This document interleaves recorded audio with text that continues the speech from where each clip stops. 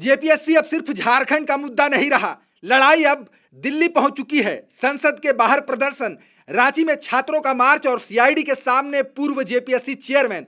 यानी सड़क भी गर्म, संसद भी गर्म और जांच भी गर्म। आज का दिन जेपीएससी विवाद में अब तक का सबसे बड़ा राजनीतिक दिन साबित हो सकता है। दिल्ली से रांची तक एक ही सवाल गूंज रहा है, पेपर लीक का जिम्मेदार कौन और कार्रवाई आखिर किस पर होगी। जेपीएससी अब सिर्फ एक आयोग का नाम नहीं, झारखंड की सबसे बड़ी सियासी बहस बन चुका है।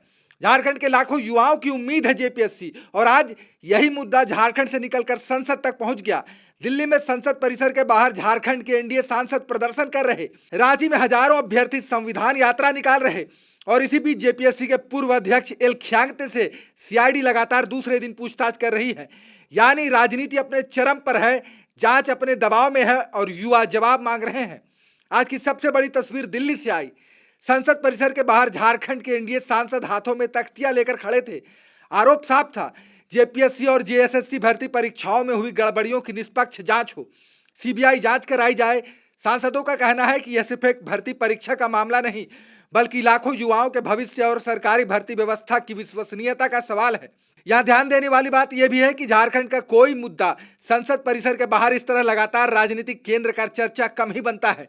इसका मतलब साफ है, जेपीएससी अब सिर्फ प्रशासनिक फाइल नहीं रहा, बल्कि राजनीतिक एजेंडा भी बन चुका है। लेकिन कहानी सिर्फ संसद तक सीमित नहीं है।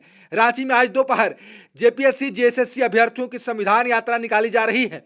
जयपाल सिंह मुंडा स्टेडियम से शुरू होकर यह मार्च अल्बर्ट एक्का चौक तक जाएगा। छात्रों का कहना है कि उनकी लड़ाई किसी पार्टी से नहीं, बल्कि अपने भविष्य की है। वे पारदर्शी भर्ती प्रक्रिया और दोषियों पर सख्त कार्रवाई की मांग कर रहे हैं। अब जरा जांच की तरफ आइए।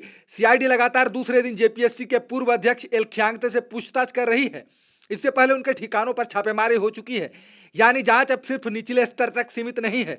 सवाल ये भी उठ रहे हैं कि भर्ती प्रक्रिया में फैसले किस स्तर पर लिए गए और जिम्मेदारी आखिर किसकी बनती है। याद कीजिए, इससे पहले बीजेपी जेपीएससी कार्यालय का घेराव भी कर चुकी है। उस समय यह लड़ाई रांची की सड़कों तक सीमित थी, लेकिन अब वही मुद्दा संसद परिसर तक पहुंच चुका है।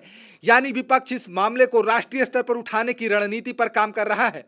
अब इस पूरे घटनाक्रम को एक साथ रखिए। संसद के बाहर प्रदर्शन, रांची में छात्रों का मार्च, सीआईडी की लगातार पूछताछ, ये तीनों घटनाएं एक ही दिन होना बताती है कि जेपीएससी पेपर लीक मामला अब निर्णायक मोड़ पर पहुंच चुका है। अब नजर सिर्फ एक चीज पर रहेगी, क्या जांच सिर्फ कुछ गिरफ्तारियों तक सीमित रहेगी या फिर जिम्मेदारी तय करते हुए पूरे भर्ती सिस्टम में बड़े बदलाव देखने को मिलेंगे।